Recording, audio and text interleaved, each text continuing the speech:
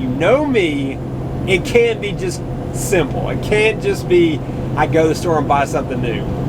For one, I probably am a little cheap. Yes, I'm a little frugal, but I'll tell you what I've come to the conclusion of more than that.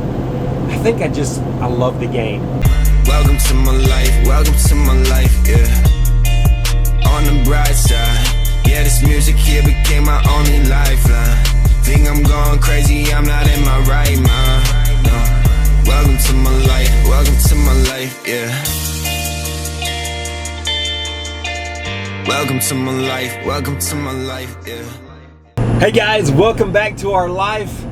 Well, I got a little story to tell, to kind of catch you guys up on maybe the little latest of what I've been up to. So if you watched a couple of our previous vlogs about the barnuminium and our farm, you noticed the grass was ridiculous, right? Well, and I was hoping that I could get a lady that used to kind of work for my dad that lived across the street, and anyway, she used to help out a lot. I was hoping I could get her to cut the grass once we got it kind of bush hogged down where it was more like a normal grass. Well, it turns out her health would not allow that, and really there's not many people around other than hiring like pretty much a professional company to come out and cut grass, and the prices were pretty high. So I was like, dang man, that stinks, because I'm hoping that I can get somebody to come back in obviously soon, and after we get it fixed up, rent the house, and then they'll be back responsible for cutting the grass. But I know this is not like a quick turnaround. Unfortunately, it's going to be a while. So I was just thinking like, what are some options? Well, one of the options that I thought of was I may could convince one of my good friends, Dodie. You've seen him on the channel some and heard me talk about him. He's a really good friend. He comes and he takes care of the farm a lot for me because he lives just about 20 minutes away, 30 minutes away. And I thought, well, I wonder if I could convince him maybe to come down and, you know, pay him a little bit to cut the grass if I had my own mower there. But I don't have my own mower. Well, after talking to him, he's like, yeah, you know what? I come down there and check on the farm anyways. Sure, why not? I could help you out. Well, so now I need to get him a good mower though. I'm not gonna give him like a crappy little mower, because it's a pretty good bit of yard. I mean, not necessarily right around the house, but when you go out to the barns and the driveways, and you guys probably haven't seen everything on the vlog, but there's a good bit of grass to cut, not in, you know, besides the pastures. So I really need more of probably a larger zero-turn type mower, and we used to have like a John Deere riding mower when I used to cut the grass as a kid. But this is, you know, these zero turns, man, these things look incredible. I've played around on a couple a little bit, but never really owned one. So I thought, you know, that's probably ideal for our farm. Something that's strong, cuts good grass. So I get back down here to Venice, and I've just been kind of keeping my eyes open, looking around to see if I can find a good deal around here. Actually, I was looking in Alabama as well, but man, I'm telling you, the difference between the prices on zero turns in Alabama versus down here, it's ridiculous. Like, they're so much more expensive there, and I'm guessing it's supply and demand, right? Business, supply and demand. Well, in Florida, there's a lot more grass cutting, probably because it's year-round, probably more yard services, again, because you're cutting grass year-round. So I don't know, but it seems like there's a ton for sale around here. Sorry, lighting is bad for the moment. I just turned and the sun's right in my face.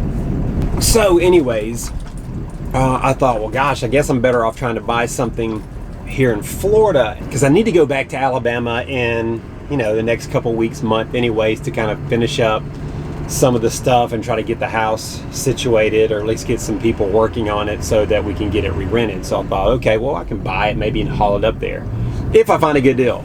Well, I've come across a couple that I thought were good deals, but either they sold too quick or, you know, just didn't work out.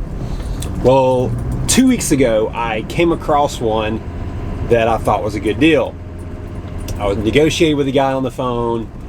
You know, I think we started at $1,000, which I thought was a pretty good buy. Well, then come to find out that it still needed a new starter, but that he was putting a new starter on it. I had to drive like 2 hours one way. I get there and the guy still doesn't have it running. He's still messing with the starter after he had me drive 2 hours. And I've been talking to him for 2 days, and he led me to believe that it was actually working when in fact it did not crank. And not only that, man, I get there and the thing just, he quoted it was like new, right? It had been painted. It's an older model, which I knew it was older, and I'm okay with that. But I started looking at the thing, and it's like, man, there's so many things wrong with it. Like, the belts weren't on it, the blades weren't on it, and I'm like, where's all that? And he goes, so I knew it was like, all of a sudden, this is kind of a sketchy ordeal, and I'm like, gosh, what in the world? So he kept reassuring me, it just needs a starter, and I've been trying to make this other starter that was supposed to be compatible, and that's why it's not working, and it's just not working, but if you can do that, it'll work. So anyways, I just kept noticing there were things that just, just didn't look right. Again, like the blades, the belts, not on it. So he's just like, look, man, I'm sorry. I know this thing was supposed to be running. I've just got to move. I've got to get rid of everything. He's trying to sell me everything he had, man. I'm like, nah, I don't need all this stuff, because most of it looked a little junky. And he's like, look, man, I don't know, just make me an offer on this thing. So it was a Grasshopper brand, which from what I could tell by researching the Grasshopper brand, they're very durable. They're high quality, pretty expensive mowers. And so I thought, well, okay, even if it needs all these other things, then, which he wound up having the belts and he had the blades, he just didn't have them on, so he gave them to me. So I think I have everything besides needing a starter. We looked up the starter and we thought, okay, maybe $50 for the starter. So I said, look, man, I'll tell you what, I don't really want much of a project, because I don't want much of a project. And there's times where I do like projects and I'm all about that kind of stuff. But right now, I just feel like I get too much going on in my life to need a project. So I said, look, man, I don't really want much of a project. And he's like, man, just make me an offer. And I drove 2 hours, so I'm thinking, gosh, maybe I can make something happen. So I said, I'll tell you what, I'll give you $300 for it. And he said, man, I'll take it. I just need to get rid of it. So I got $300 and thought, gosh, if nothing else, I could part this thing out for $300 easy. I looked up just the back bar, and that's like $200. So I thought, okay, well, I definitely got over $300 worth of parts if I just part the thing out. And maybe, just maybe, I luck out and I buy the $40 starter and the thing cranks and runs. But if you know me, it's kind of like Murphy's Law. It just never works out that way. So sure enough, I order a starter and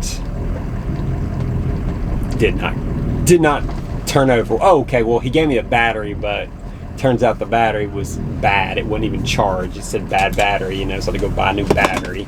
And those things are not cheap. That's like $50. Come home, hoping that's just it. Okay, now I got a battery, got power, got a starter, still nothing.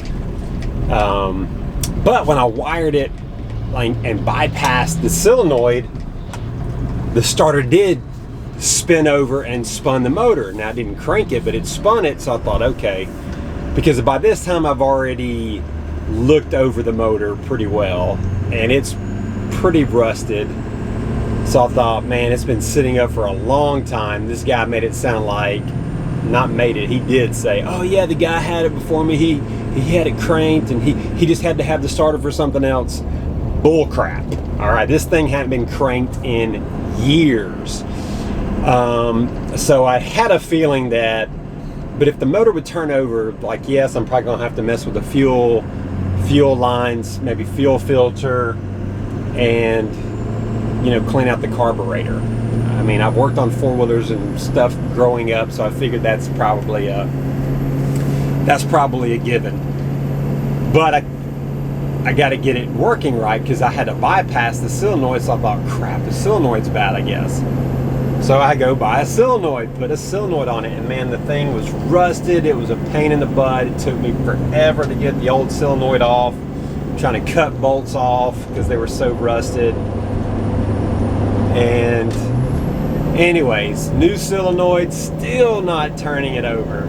So now I think there's all these little cutoff switches on zero turns. Like you have the ignition that could be, you know, not right. You could have the PTO switch that could be faulty.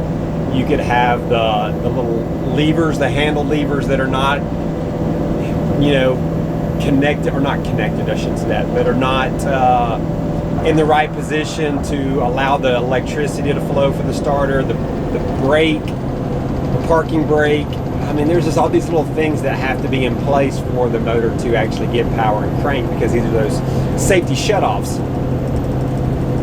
So I started just troubleshooting it. I'm like, oh my gosh, I don't know what I'm even getting into. So I bought now a new PTO switch, because they're not too much. It's just the trouble of going through it, and a new ignition switch. So I'm waiting on those parts to come in. But I'm starting to lose hope in this thing. Oh, and I bought a new carburetor, because I know that carburetor is going to be junk. I mean, there's just no doubt about it. So I'm waiting for these parts to come in. So now, yes, I'm up to about $200 in parts now.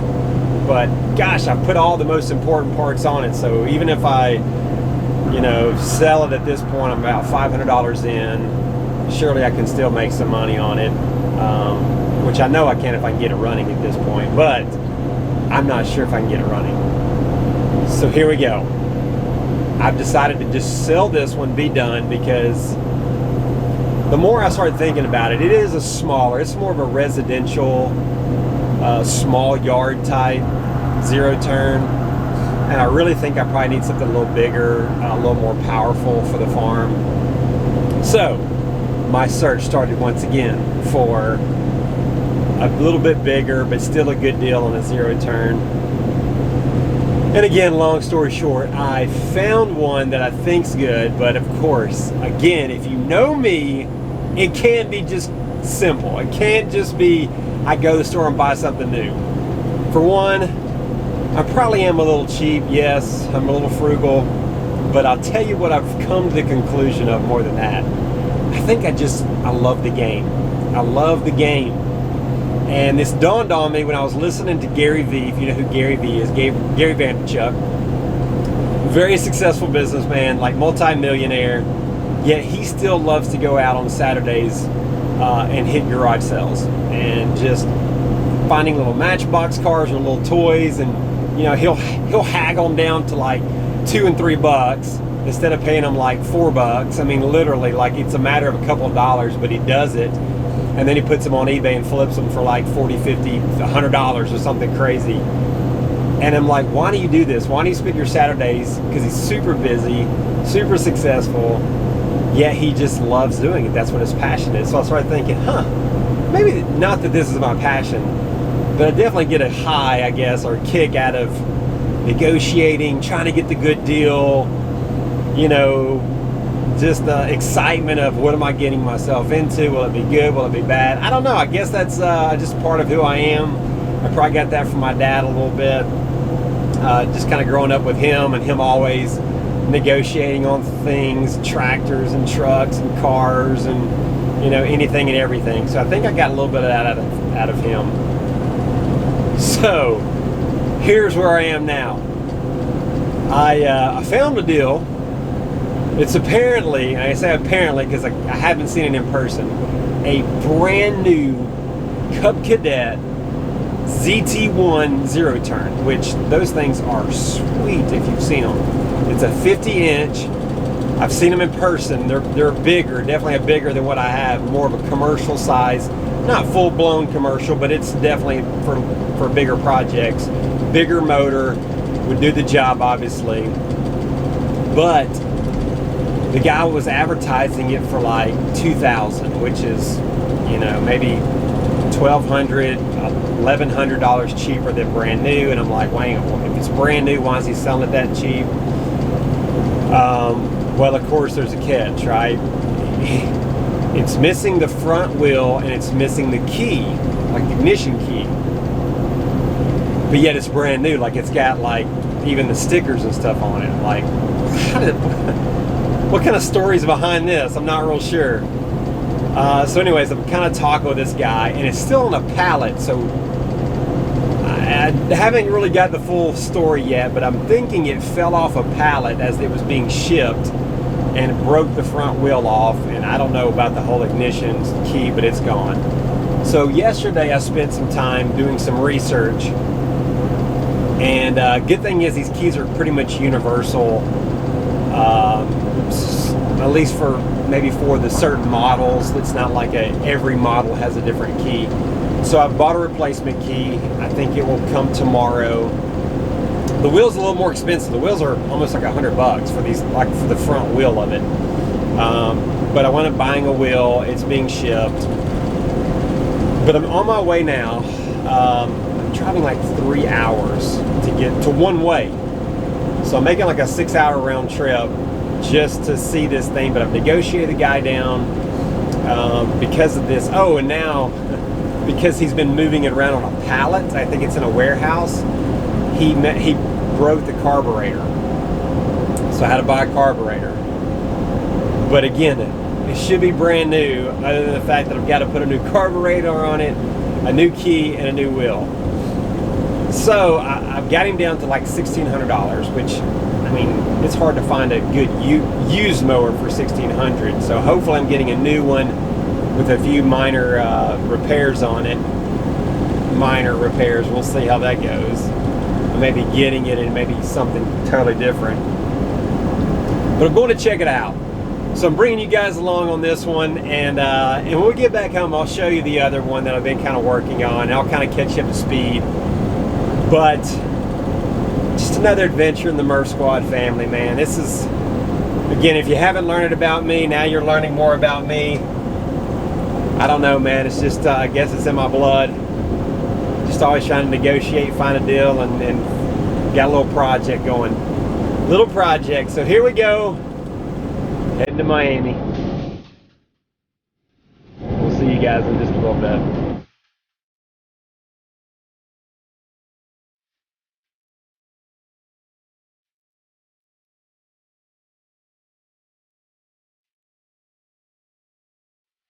Alright, I've arrived here at this little warehouse. I see it up in there on a crate, so let's go check it out.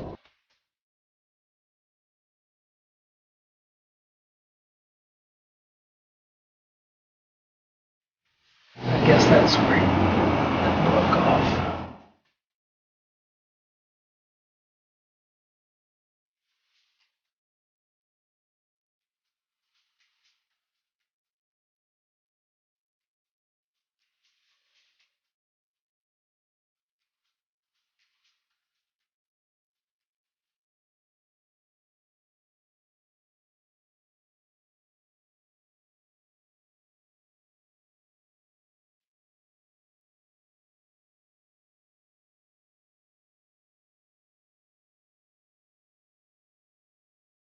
Took us a minute to figure out how to get it into neutral, but we got it into neutral, got it up on the trailer.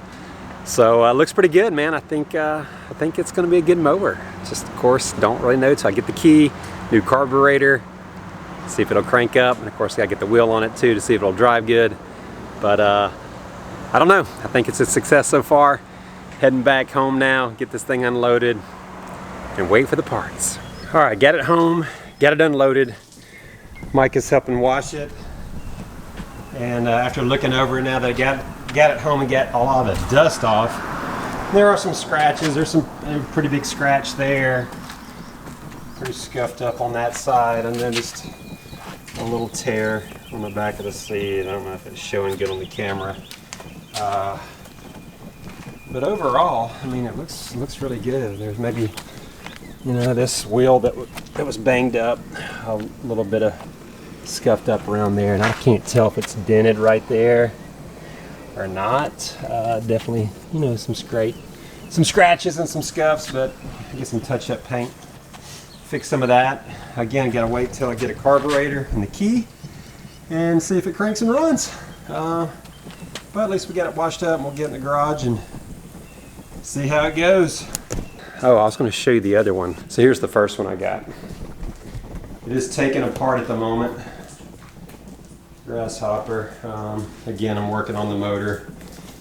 You can see a new solenoid down there.